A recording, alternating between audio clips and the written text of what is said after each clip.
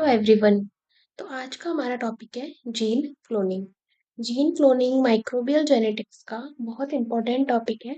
एक बड़ा major portion cover करता है ये। तो स्टार्ट करते हैं। जीन क्लोनिंग क्या होती है? जीन डीएनए का कोई सेगमेंट जिसको हम जीन बोलते हैं। क्लोनिंग क्या होती है? किसी की कॉपीज बनाना, है ना? किसी चीज को कॉपी बनाना। तो प्रोडक्शन ऑफ एग्जैक्ट कॉपीज, और ये एग्जैक्ट कॉपी होती है एकदम same of a particular gene और डीएनए सीक्वेंस। किसी भी डीएनए सीक्वेंस या किसी एक पर्टिकुलर जीन की हम कई सारी एग्जैक्ट कॉपी बनाते हैं, उसको बोलते हैं जीन क्लोनिंग। अब हम कॉपीज क्यों बनाते हैं? क्योंकि जब हम कोई रिसर्च वर्क करते हैं या फिर कोई वैक्सीन बनाते हैं, तो हम सिर्फ छोटा सा, हमारे पास अगर थोड़ा सा जीन है, तो हम उसके बेसिस पे नहीं कर सकते कि वो सक्सेसफुल होगा या नहीं होगा। इसलिए हम उसकी बहुत सारी कॉपीज बनाते हैं कि अगर एक बार सक्सेसफुल नहीं हुआ तो भी हमारे पास वो जीन पड़ा रहेगा। हम हमें रिस्क नहीं होगा कि अब हम जीन दोबारा एक्सट्रैक्ट कैसे करें, क्योंकि काफ़ी टाइम कंज्यूमिंग होता है ये। इसलिए हम प्रेफर करते हैं कि हम उसकी कॉपीज बना के रख लें। ठीक है। अब देखो ये प्रोसेस होती कैसे है। हम क्या करते हैं, कोई भी बेचारा जो टारगेट जीन है, किसी भी डीएनए में जो हमारा टारगेट जीन होगा, हम उसको सेलेक्ट करेंगे कि हमें ये वाला जीन चाहिए। हम उसको फ्रेगमेंट में स्प्लिट करेंगे, उसको छोटे छोटे टुकड़ों में तोड़ेंगे। तोड़ने के लिए क्या चाहिए होता है मॉलिक्यूलर बायोलॉजी में? कट लगाने के लिए रेस्ट्रिक्शन एंजाइम्स। हम कोई भी जो उस जीन के स्पेसिफिक रेस्ट्रिक्शन एंजाइम यूज करेंगे। उसके बाद हम उस रेस्ट्रिक्शन एंजाइम को इंसर्ट करते हैं क्लोनिंग वेक्टर में। क्लोनिंग वेक्टर क्या होते हैं? ये एक व्हीकल टाइप होते हैं जो अपने पर्टिकुलर जीन को कैरी करते हैं। ठीक है। ये अभी आप डिटेल में और आगे समझोगे। उसको हम इंसर्ट करते हैं अपने वेक्टर में, और फिर जो एक रिकॉम्बिनेंट डीएनए बना, उसको हम सूटेबल होस्ट सेल में ट्रांसफर कर देते हैं। जैसे रुको मैं डायग्राम से बताती हूँ। देखो, ये एक प्रोकैरियोटिक सेल है इकोलाई, और ये एक यूकैरियोटिक सेल। अब हमें कोई ऐसा रिकॉम्बिनेंट बनाना है जिसमें प्रोकैरियोट और यूकैरियोट दोनों की प्रॉपर्टीज हैं। इस केस में हम क्या करते हैं, ई कोलाई से हमने जो भी हमारा टारगेट जीन था उसको निकाला, और उसका रेस्ट्रिक्शन एंडोन्यूक्लियस से जब हमने ट्रीटमेंट कराया, तो देखो यहाँ पे रेस्ट्रिक्शन एंडोन्यूक्लियस से ट्रीटमेंट कराया, तो यहाँ पे ये कट हो गया है। ठीक है। सिमिलरली हमने यहाँ पे एक यूकैरियोटिक सेल ली है, जिसमें से हमने टारगेट जीन जो हमें चाहिए था वो निकाल लिया, और यहाँ फिर से रेस्ट्रिक्शन एंडोन्यूक्लियस से किया, तो ये छोटे छोटे फ्रेगमेंट्स में टूट गया। अब क्या कराया हमने, यहाँ पे लाइगेशन। लाइगेशन मतलब ये वाला जो पोर्शन है ये तो है प्रोकैरियोट इकोलाई का, और ये जो ऑरेंज वाला पोर्शन है ये है यूकैरियोट का। तो दोनों की प्रॉपर्टीज, दोनों के जीन एक ही डीएनए मॉलिक्यूल में आ गए। इसको बोलते हैं कि हमने मतलब रिकॉम्बिनेशन करवा दिया। ठीक है, ये हो गया रिकॉम्बिनेंट डीएनए मॉलिक्यूल। अब हम इसको ट्रांसफॉर्मेशन, ट्रांसफॉर्मेशन क्या होता है, हमने ये बना लिया, अब हम इसको किसी भी बैक्टीरियल सेल में, यीस्ट सेल में डाल के देखेंगे कि इसकी प्रॉपर्टीज उसमें आ रही है या नहीं आ रही। मतलब अब इस बैक्टीरिया से जो जीन प्रोड्यूस हो रहे हैं, दो पॉसिबिलिटीज हो सकती है। एक तो ये जो नॉर्मल इसका, अगर मान लो ये जीन येलो कलर का पूरा प्रोड्यूस होता था, वही हो। दूसरी पॉसिबिलिटी हो सकती है कि ये येलो, और इधर ये ऑरेंज वाला, ये वाला पोर्शन इस टाइप के जीन प्रोड्यूस हो। इसका मतलब ये बैक्टीरिया अब ट्रांसफॉर्म हो चुका है। सिग्निफिकेंस क्या है? इसमें हम किसी भी पर्टिकुलर जीन को आइसोलेट कर सकते हैं, जो भी हमारा जीन ऑफ इंटरेस्ट है।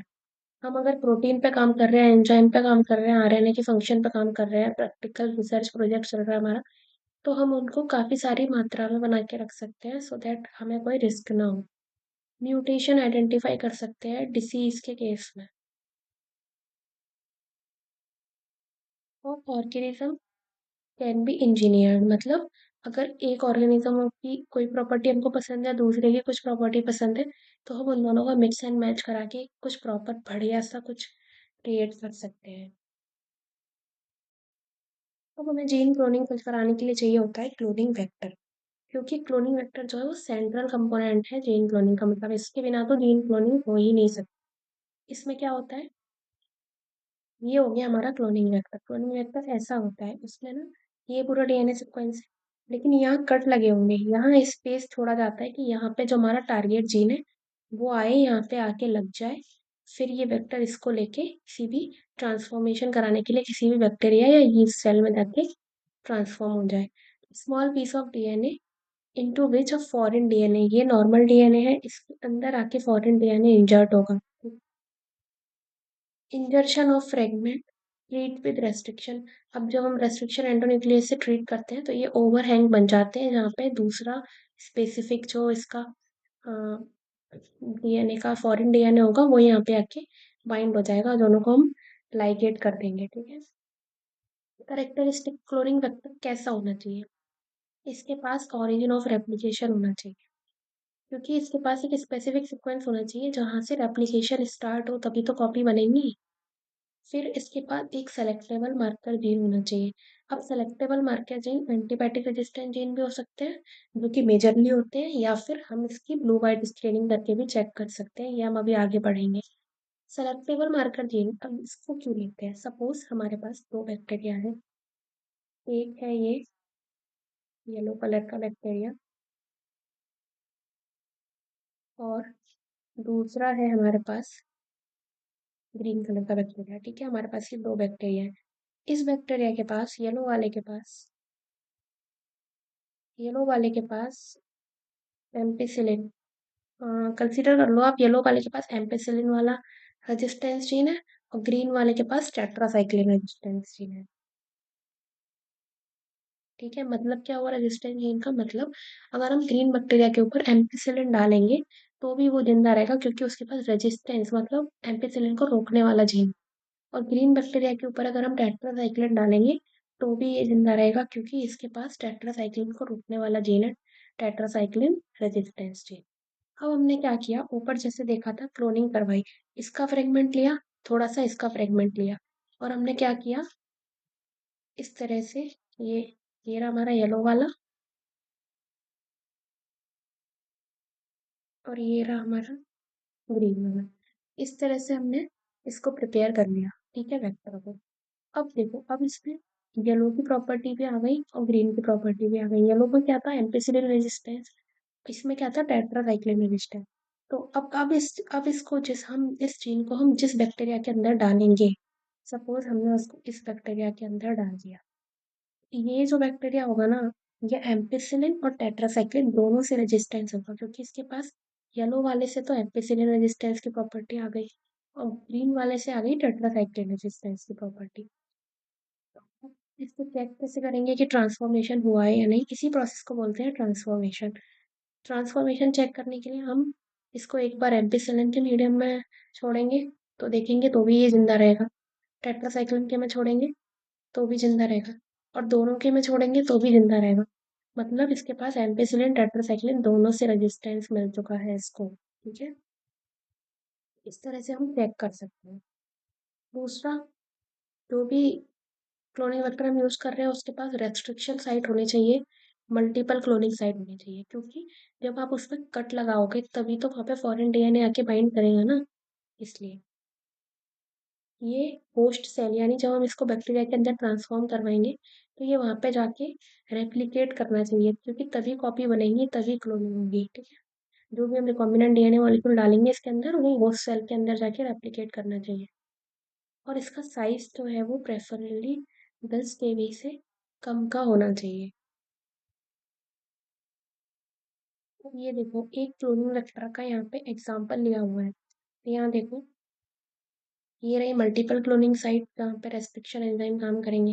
ये रहा इसका एंटीबायोटिक रेजिस्टेंस जीन। अब यहाँ पे दो चीज़ों को मिक्स करके बनाया गया।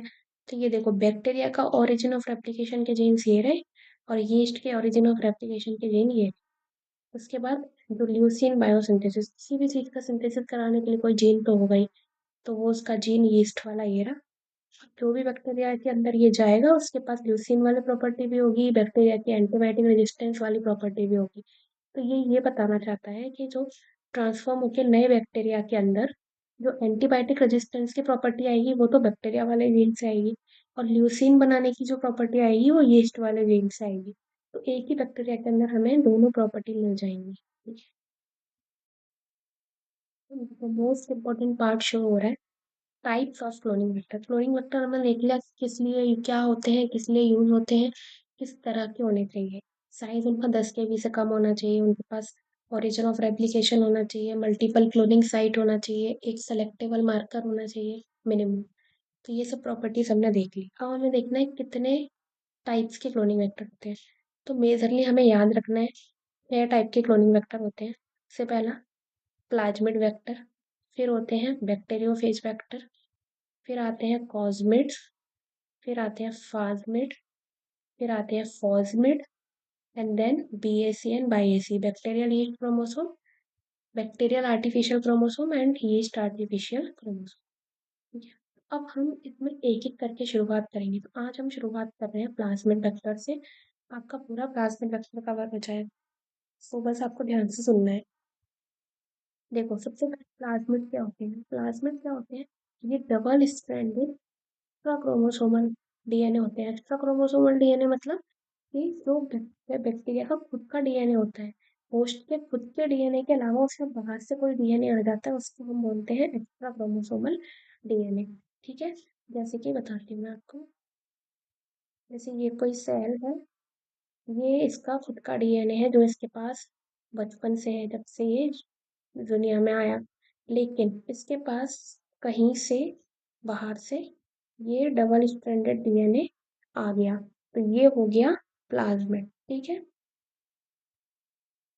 अब ये जो प्लाज्मिड इसके अंदर आया, यही प्लाज्मिड एक वेक्टर की तरह काम करने लगता है, तो इसको क्लोनिंग वेक्टर बोल देते हैं।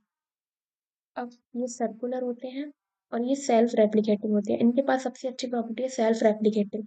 हमने कभी पढ़ा कि जो क्लोनिंग वेक्टर हो वो रेप्लिकेटिंग होना चाहिए, जिससे वो होस्ट के अंदर जाके रेप्लिकेट करे, कॉपी बनाए। तो ये तो रेप्लिकेटिंग सेल्फ रेप्लिकेटिंग होते हैं, तो ये तो बहुत अच्छी बात है। अब अगर हमें इस प्लाज्मिड को यूज करना होगा एज अ वैक्सीन, तो हम क्या करेंगे? इसको रेस्ट्रिक्शन एंजाइम से ट्रीट कराएंगे, कट लगाएंगे, इसके अंदर बैक्टीरिया का फॉरेन DNA इंसर्ट कर देंगे और फिर इसको भेज देंगे अपने होस्ट के पास। अब इसके एडवांटेज क्या होते हैं? ये स्मॉल साइज होते हैं, ये बहुत अच्छी बात होती है। इजी टू हैंडल, हम आसानी से हैंडल कर सकते हैं, प्योरिफिकेशन इनका आसानी से हो सकता है।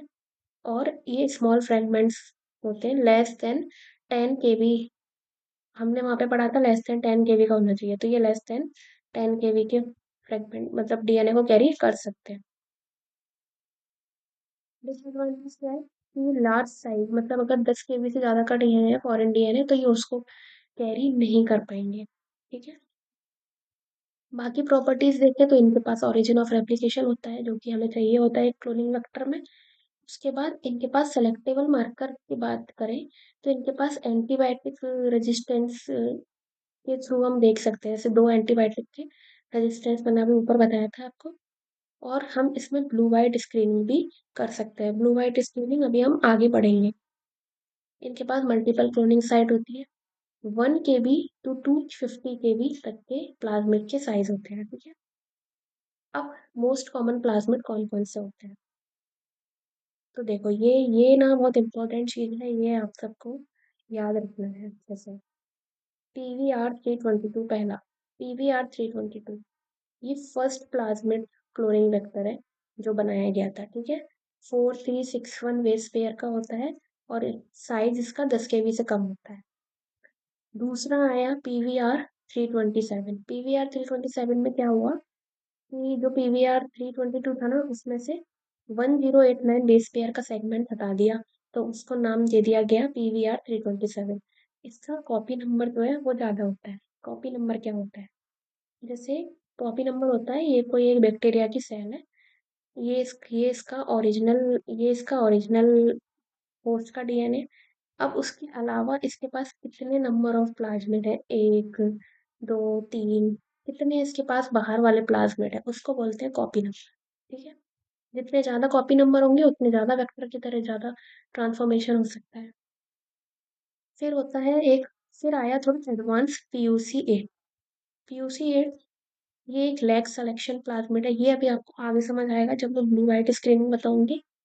कि यहाँ पे जो सेलेक्टेबल मार्कर है ना, वो लैक एंजाइम, लैक्टोज लैक्टोज में आपने पढ़ा होगा, लैक जेड, वो एक सिलेक्शन मार्कर की तरह काम करता है। मोस्ट पॉपुलर ई कोलाई से जो प्लाज्मिड निकाले गए वो है PUC-18। और 19, ठीक है। ये क्लोनिंग वेक्टर की तरह काम करते हैं, इनका कॉपी नंबर भी बहुत हाई होता है। अब देखो, इनके पास और आई एम्पिसिलिन जीन रह जाता है। देखो, PVR322 और TUC1819, ये दोनों इसमें इम्पोर्टेंट है, जो आपको एग्जाम पॉइंट ऑफ व्यू से आने चाहिए। तो उसको हम देखते हैं। तो पहले हम देख रहे हैं PVR, हो गया ये, चलो। पहले हम देख रहे हैं PVR322। देखो, अगर पॉइंट्स जितने बताए उतने याद रखने की कोशिश करना, बट अगर पॉइंट्स याद नहीं भी रहते तो ये फिगर अच्छे से याद कर लो, क्योंकि फिगर में से कुछ पॉइंट, फिगर याद रहेगा तो आप ये चीज़ें पॉइंट बना के लिख ही सकते हो। तो अब देखो फिगर कैसे याद करना है। PVR322 बीच में लिखना है। इसके पास कितने बेस पेयर होते हैं? 4361। ये अच्छे से याद रखना है, तो रट लेना। अब इसके पास दो रजिस्टर, इसके सेलेक्टेबल मार्कर इसके पास दो होते हैं। कौन कौन से?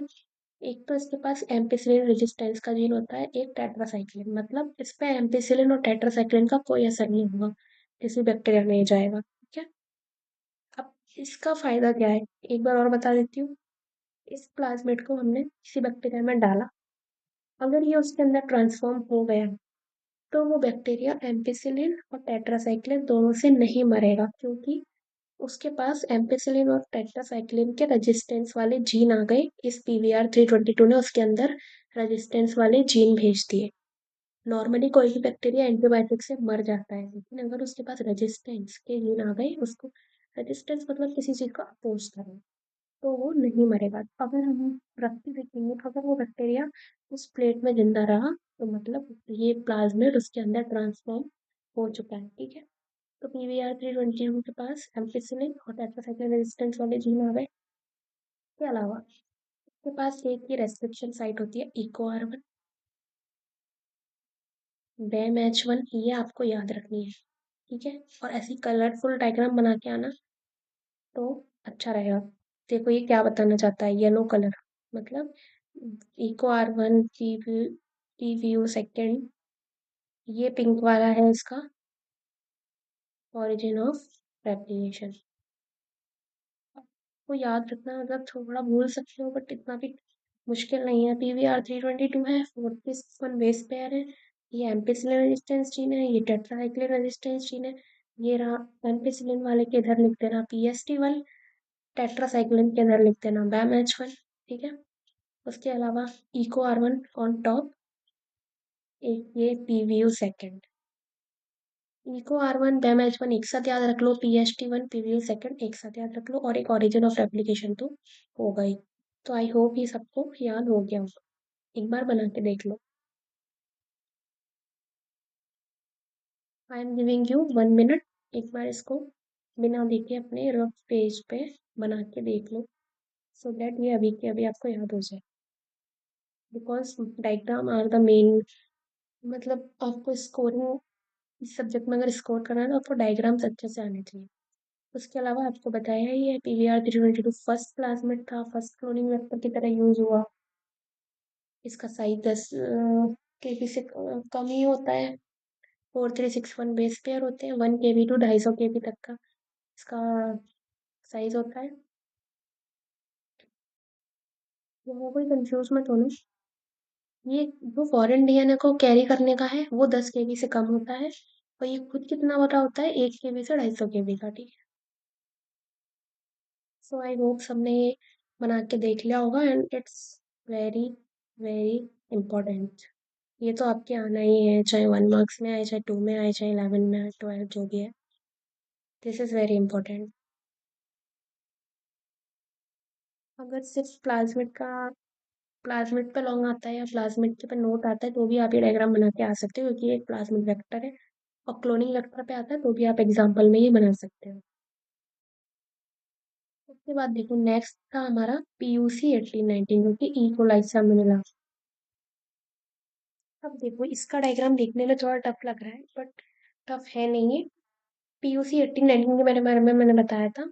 इसके पास एक ओरिजिन ऑफ रेप्लिकेशन होगा, एम्पिसिलिन की साइट होगी, और लेग जेड एंजाइम होगा, जो इसका सेलेक्टेबल मार्कर होता है। मतलब लेग्स ब्लू वाइट स्क्रीनिंग पढ़ाऊंगी तब समझ आ जाएगा। तो अब देखो, इसके पास इसका जो साइज है 2686 बेस पेयर से बना हुआ है ये, ठीक है।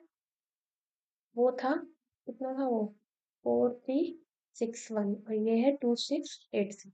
अब इसमें सिंपल आपको इतना याद रखना है कि 148 से 469, 148 से 469, थोड़ा बहुत अप्रोक्स भी जा सकते हो, 150 से 470 याद रख लो, के बीच में लेग जेड जीन और मल्टीपल क्लोनिंग साइट मिलेंगी आपको, ठीक है। मल्टीपल क्लोनिंग साइट और लेग जेड मिलेंगी 150 से 470 के बीच में। उसके बाद आगे बढ़ेंगे, 800 से 1500 के बीच में हमको ये PMB रेप्लिकेशन साइट मिली, PMB1, ठीक है। फिर 1600 आगे बढ़ेंगे, 1600 से 2400 के बीच में मिलता है एम्पेसिलिन। बस इतने याद रखने, नंबर से याद रखने हैं, बाकी इसमें कुछ भी नहीं। 148 टू 469 के बीच में लैक्चर्ड और मल्टीपल क्लोनिंग, 852 से 1500 के बीच में ये एप्लीकेशन साइट PMB1, और 1600 से 2400 के बीच में एम्पेसिलिन की रेजिस्टेंस का जीन मिलेगा। और ये 2686 बेस पेयर का होता है। PVR 322 था हमारा 4361 बेस पेयर का, और ये 2686 बेस पेयर का होता है, ठीक है। सो ये भी आप लोग बना के देख लेना, जिससे कि ये दोनों आपको याद हो जाए। अब देखो, एक बार अगर एग्जाम में थोड़ा और लॉन्ग में आ जाता है तो हमें कुछ चीज़ें इसकी हेल्प से पता लग जाएंगी। जैसे कि PUC 1819 है इधर, और इधर है हमारा PVR 322, दोनों में डिफरेंस बताया गया। इसका साइज छोटा होता है, इसका 4.36 KB होता है, तो ये बेटर है। उसके बाद ओरिजिन ऑफ रेप्लिकेशन इसमें कौन सा है, PMV1 ओरिजिन वाला है। इसका जो कॉपी नंबर है ना वो हाई है, इसका भी PMV1 ओरिजिन है, लेकिन इसका कॉपी नंबर मॉडरेट है। कॉपी नंबर क्या बताया था कि एक बैक्टीरियल सेल में कितने प्लाज्मिड प्रेजेंट है, ठीक है, कितने कॉपी ऑफ प्लाज्मिड प्रेजेंट है। इसका कॉपी नंबर हाई होता है, तो ये ज़्यादा अच्छा हो गया। Copy number very high, approx 500 copies पर सेल होती है, मतलब कितना ज़्यादा है। ये मॉडरेट है, सिर्फ 15 से 20 कॉपी पर सेल। तो ये वाला पॉइंट आप लोग अच्छे से याद रखना, ये बहुत मेजर डिफरेंस है दोनों में। सेलेक्टेबल मार्कर इसमें एम्पिसिलिन रेजिस्टेंस है, ठीक है, ओनली। और इसमें both ampicillin and tetracycline resistance होते हैं। मल्टीपल क्लोनिंग साइट इसमें होती है, और लेग जेड वाला जो जीन बताया था उसके साथ में ही तो थी 148 से 469 के बीच, तो लेग जेड अल्फा जीन के साथ होती है। इसमें कोई डिफाइंड नहीं होती, कहीं भी हो सकती है।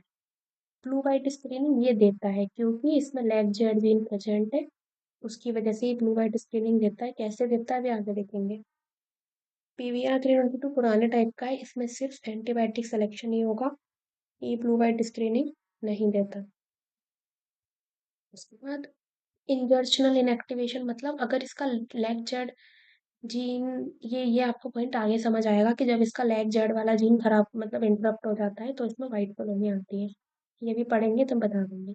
इसमें अगर रेजिस्टेंस जीन डिस्टर्ब हो गए, तो जैसे कि एम्पिसिलिन रेजिस्टेंस जीन है, अगर उसमें कोई दिक्कत आ गई, फिर हम जब एम्पिसिलिन के मीडियम में डालेंगे तो वो मर जाएगा बैक्टीरिया, क्योंकि अब उसका एम्पिसिलिन का रेजिस्टेंस वाला जीन काम नहीं कर रहा है। इसके बाद ये देखते हैं हम, ये मेनली क्लोनिंग वेक्टर की तरह यूज करते हैं, इसको भी क्लोनिंग वेक्टर की तरह यूज करते हैं। अब डेरिवेटिव्स क्या होते हैं, PUC 18-19 बोला था मैंने डायग्राम में। फर्क यही होता है, PUC 18 में क्लॉकवाइज MCS, अगर मल्टीपल क्लोनिंग साइट अगर क्लॉकवाइज है तो PUC 18, और अगर multiple cloning site anti clockwise है तो वो PUC 19 होता है, ठीक है। PVR 327 किससे आया डेरिवेटिव, PVR 322 का ही था, उसमें से कुछ थाउजेंड ऑफ कुछ बेस पेयर हटा दिए थे, उसको फिर PVR 327 बोल दी। सो ये प्लाज्मिड वेक्टर के बारे में था। और अगर इतने पॉइंट आपने याद कर लिए तो आप कोई भी लॉन्ग आंसर आसानी से कर सकते हो। आपको वो दो डायग्राम्स अच्छे से आने चाहिए। अब देखो, इतनी देर से मैं बोल रही हूँ ब्लू वाइट स्क्रीनिंग जो कि किसमें होती है, PUC 18-19 में होती है। ये एक टेक्निक होती है जिसमें बैक्टीरियल कॉलोनी, जिस जिसके अंदर प्लाज्मिड में फॉरेन DNA है, मतलब प्लाज्मिड का क्लोनिंग वेक्टर है, उसको हम डिस्टिंग्विश करें, किससे डिस्टिंग्विश करें, नॉन रिकॉम्बिनेंट जो नॉर्मल बैक्टीरिया है, मतलब ये एक तो, ये तो है प्लाज्म, ये वो, एक मिनट, ये तो है हमारा नॉर्मल बैक्टीरिया, और ये है हमारा,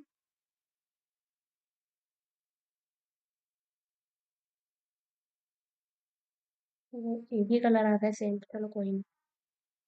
ये है हमारा नॉर्मल बैक्टीरिया और ये है हमारा प्लाज्मिड वाला बैक्टीरिया, ठीक।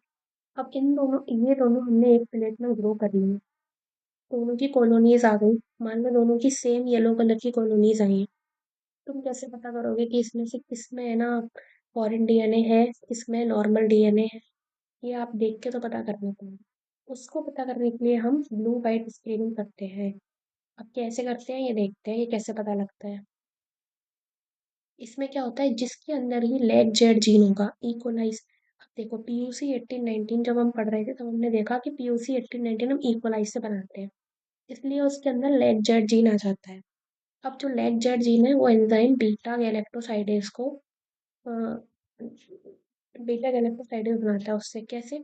जब हम लैक ऑपिरॉन पढ़ते थे, लैक ऑपिरॉन पे भी हम पढ़ते थे बीटा, पढ़ते थे ना, लैक जेड वाई ए, तीन जीन होते थे हमारे पास, जेड वाई ए, जिसमें से जेड वाला बीटा गैलेक्टोसाइडेज बना था, तो ये वही बात। अब जो लैक जेड अल्फा जीन है, ये पीयूसी 1819 टाइप के प्लाज्मेट में प्रेजेंट होता है, हमने देखा कहाँ प्रेजेंट होता है। अब अगर इसकी मल्टीपल क्लोनिंग साइट, इसकी मल्टीपल क्लोनिंग साइट जो कि जेड अल्फा के पास ही थी, लैक जेड के पास, अगर उसमें कोई फॉरेन डीएनए इंजर्ट हो गया, की वजह से क्या होगा, जो लैग जेड जीन है वो डिस्टर्ब हो जाएगा। मतलब देखो, एक बार डायग्राम देख लेते हैं। ये देखो, लैग, वेट अ मिनट, ये देखो, लैग जेड जीन और ये मल्टीपल क्लोनिंग साइट, ये दोनों आपस में जुड़े हुए हैं। अब अगर यहाँ पे कोई नया डीएनए आके जुड़ा, यहाँ पे नया डीएनए आके जुड़ा, इस लैग जेड जीन ना डिस्टर्ब हो जाएगा, इसका कुछ पार्ट इधर उधर हो जाएगा, जिसकी वजह से लैग जेड की एक्टिविटी ना खत्म हो जाएगी, ठीक है। और जब लैग जेड की एक्टिविटी खत्म हो जाएगी तो ये बीटा गैलेक्टोसाइडेज नहीं बना पाएगा। तो देखो लैग लैग जेड की, जब फॉरेन डीएनए आके मल्टीपल क्लोनिंग साइट में इंसर्ट हुआ तो लैग जेड की एक्टिविटी खत्म हो गई, क्योंकि उसकी जो जीन था वो इधर उधर हो गया। अब डिस्ट्रप्टेड लैग जेड है तो कोई भी बीटा गैलेक्टोसाइडेज नहीं बनेगा, जिसकी वजह से कॉलोनी का कलर वाइट ही रहेगा, या येलो मैंने बोल दिया था कि वाइट मान लो, कि मान लो कॉलोनी वाइट थी तो उसका कलर वाइट ही रहेगा। अब अगर इंटैक्ट लैग जेड, मतलब कोई भी नया जीन आया नहीं है, नॉर्मल डीएनए है, जो हमने प्लाज्मिड भेजा था वो ट्रांसफॉर्मेशन नहीं कर पाया, किसी भी वजह से फेल हो गया, तो बीटा गैलेक्टो वहाँ पे कोई भी जीन नहीं आएगा, बीटा गैलेक्टोसाइडेज की साइट जैसी थी वैसी रहेगी और वो बीटा गैलेक्टोसाइडेज बनाएगा, जिसकी वजह से कॉलोनी का कलर ब्लू हो जाएगा। सीधी सी बात है। अगर लैग जेड बीटा गैलेक्टोसाइडेज बनाएगा, बीटा से याद रखो ब्लू, ठीक है। अगर ब्लू बन रहा है, बीटा बन रहा है, तो मतलब ब्लू बन रहा है। अगर लेग जेड बीटा गैलेक्टोसाइडेज नहीं बना पाया, वो कब होगा, जब वहां पे कोई फॉरेन डीएनए आके इंजर्ट हो जाएगा, मतलब ट्रांसफॉर्मेशन हो जाएगा, तो बीटा नहीं बनेगा। बीटा नहीं बन रहा मतलब बी नहीं बन रहा, मतलब ब्लू नहीं बन रहा, ब्लू नहीं बन रहा तो क्या बनेगा, वाइट, वाइट ही रहेंगे। तो बीटा से आपको ब्लू याद रखना है, ठीक है। अब कुछ इंपॉर्टेंट बातें देख लेते हैं। ये बस आपको शॉर्ट में दिया हुआ है, लैग जेड जीन होता है वो बीटा गैलेक्टोसाइडेज बनाता है, जो टूटने के बाद लैक्टोज और एक्स गैल में टूटता है। अब जब बीटा गैलेक्टोसाइडेज लैक्टोज और एक्स गैल में टूटता है ना, तो जो ये एक्स गैल है यही ब्लू कलर देता है, इसलिए ब्लू कलर आता है। लैग जेड अल्फा फ्रेगमेंट क्या होता है, जो पीयूसी 1819 प्लाज्मिड होते हैं ना, वो लैग जेड जीन का कुछ पोर्शन कैरी करके ले जाते हैं, इसी को लैग जेड अल्फा बोलते हैं, ठीक है। मोस्ट स्ट्रेन क्या होता है, अगर कोई इकोलाई का स्ट्रेन है जिसमें कोई डिफेक्टिव लैग जेड जीन है, जो कि सिर्फ बीटा गैलेक्टोसाइडेज प्रोड्यूस कर रहा है, बट अगर उसमें हमने लेंचर अल्फा डाल दिया तो वो प्लाज्मा बनेगा। चलो ये वाला पॉइंट अभी छोड़ दो। आईपीटीजी, आईपीटीजी की फुल फॉर्म याद रख लेना, एक मार्क्स में आ सकती है। आइसोप्रोपाइल बीटा डी वन थायो गैलेक्टो पायरेनोसाइड। अगर आप ये नाम लिख के आते हो ब्लू वाइट स्क्रीनिंग में तो गुड इम्पैक्ट करेगा, ठीक है। ये क्या करवाता है, एक्सप्रेशन करवाता है लैग जेड अल्फा जीन को, ठीक है। उसके बाद एक्सजेल का पूरा नाम भी कभी कभी एक वन मार्क्स में पूछ सकते हैं। एक्सएल की पूरी फुल फॉर्म क्या होती है, 5 ब्रोमो 4 क्लोरो 3 इंडोइल बीटा डी गैलेक्टोपाइरेनो साइडेस। ये क्या होता है, बीटा गैलेक्टोसाइडेस को कलर प्रोवाइड करता है, ठीक है, ब्लू कलर प्रोवाइड करेगा। इसलिए इसको जो ब्लू कलर का कंपाउंड बनता है ना, उसका 5,5 डाइब्रोमो 4,4 डाइक्लोरो इंडिगो। देखो सारे नाम याद नहीं रख सकते, तो मेनली आईपीटीजी का नाम याद रखना है आपको, और एक्सकेल का नाम याद रखना है। और अगर किसी ने ब्लू कंपाउंड पूछ लिया तो आप इंडिगो भी याद रख लोगे तो चलेगा। अब एक बार फाइनली देख लेते हैं ब्लू कॉलोनी कब आएंगी, जब बीटा गैलेक्टोसाइडेस बनेगा। बीटा गैलेक्टोसाइडेस कब बनेगा, जब लैग जैड में कोई डिस्टरबेंस ना आए। डिस्टरबेंस कब नहीं आएगा, जब वहां पे कोई नई चीज आएगी नहीं, जैसा था वैसा ही रहे। मतलब कोई रिकॉम्बिनेशन नहीं हुआ, कोई फॉरेन डीएनए नहीं आया, कोई नई चीज नहीं आई, ठीक है। व्हाइट कॉलोनी कब बनेगी, अगर कोई रिकॉम्बिनेंट फॉरेन डीएनए आ गया लैग जैड में, तो उसकी जो जीन था वो डिस्टर्ब हो जाएगा, जिसकी वजह से वो बीटा गैलेक्टोसाइडेस में प्रोड्यूस नहीं होगा, और कॉलोनी वाइट ही रहेगी। ये था blue white staining, and blue white staining बहुत इंपॉर्टेंट है, ये आ जाता है शॉर्ट आंसर, तो इसको अच्छे से करना है। और अगर प्लाज्मिक क्लोनिंग वेक्टर्स आता है टॉपिक, तो उसमें भी आपको डिटेल में ये बता देना है। लॉन्ग में अगर आता है प्लाज्मिड की पीयूसी 18-19 में हम ब्लू वाइट स्क्रीनिंग करते हैं, और थोड़ा सा शॉर्ट में लिखते हैं। तो आज के लेक्चर में अभी हम इतना ही। बाकी के जो हमारे क्लोनिंग वेक्टर्स थे, बैक्टीरियोफेज वाले, कॉन्समेट, फॉस्मेट, बीएसी, वाईएसी, ये सब हम कल की क्लास में देखेंगे, उस कल सारे कवर हो जाएंगे। तो ये क्लोनिंग वेक्टर पूरा टॉपिक कवर हो जाएगा कल तक। बाकी किसी को कोई इशू हो तो आप कमेंट सेक्शन में कमेंट करके पूछ सकते हैं। Thank you.